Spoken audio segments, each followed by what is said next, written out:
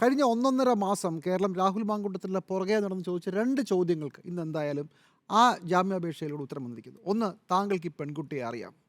ഉത്തരമേ ഉണ്ടായിരുന്നില്ല. ഇപ്പോൾ പറഞ്ഞിരിക്കുന്നു, എനിക്ക് ഈ പെൺകുട്ടിയെ അറിയാം. നിങ്ങൾ തമ്മിൽ എന്താണ് ബന്ധം? ഉത്തരം ഉണ്ടായിരുന്നില്ല. ഇന്നിതിനകത്തുണ്ട്, ഞങ്ങൾ തമ്മിൽ അടുത്ത ബന്ധമായിരുന്നു. ഈ പറയുന്ന സംഭവങ്ങളുമായി നിങ്ങൾക്ക് എന്തെങ്കിലും ബന്ധമുണ്ടോ? ആ സ്ത്രീ പെൺകുട്ടി ഗർഭിണിയാണെന്നൊക്കെ പറയുന്നല്ലോ. ഞങ്ങൾ തമ്മിൽ ലൈംഗിക ബന്ധമുണ്ടായിരുന്നു. ഈ 3 കാര്യങ്ങളും ഇന്ന് രാഹുൽ മാങ്കൂട്ടത്തിൽ അദ്ദേഹത്തിൻ്റെ മുൻകൂർ ജാമ്യാപേക്ഷയിൽ പറഞ്ഞു. അപ്പോൾ അത്രയും സമാധാനം എല്ലാവർക്കും വ്യക്തമായെന്ന് തോന്നുന്നു. കോൺഗ്രസ് നേതാക്കൾക്ക് ഇതിൽ തെളിവ് എവിടെ, പെൺകുട്ടി എവിടെ, മുഴുവൻ ചോദ്യങ്ങളും ഉണ്ടായിരുന്നല്ലോ. ഇങ്ങനൊരാളുണ്ടോ എന്ന് തന്നെ സംശയിച്ചിരുന്നല്ലോ. രാഹുൽ മാങ്കൂട്ടത്തിൽ തന്നെ പറഞ്ഞിരിക്കുകയാണ്, എനിക്ക് ഈ പെൺകുട്ടിയെ അറിയാം, ഞങ്ങൾ തമ്മിൽ അടുത്ത ബന്ധമാണ്, ഞങ്ങൾ തമ്മിൽ ലൈംഗിക ബന്ധവും ഉണ്ടായിരുന്നു. അപ്പോൾ ആ വിഷയം കഴിഞ്ഞേ, ആ തർക്കത്തിൽ ഇനി എന്തായാലും കോൺഗ്രസ്സുകാരന് വരില്ല എന്ന് ഞാൻ വിചാരിക്കുകയാണ്. അടുത്തത്, റിപ്പോർട്ടർ ടി വി ആദ്യം പുറത്തുവിട്ട, പിന്നീട് പലരും ഏറ്റെടുത്ത ഒരുപാട് ശബ്ദരേഖകൾ ഉണ്ടായിരുന്നു. ഈ ശബ്ദരേഖ എ ആണെന്ന് പറഞ്ഞൊരു വിദ്വാൻ ഉണ്ടായിരുന്നു, ഒരു കോൺഗ്രസിൻ്റെ പ്രധാനപ്പെട്ട നേതാവ്.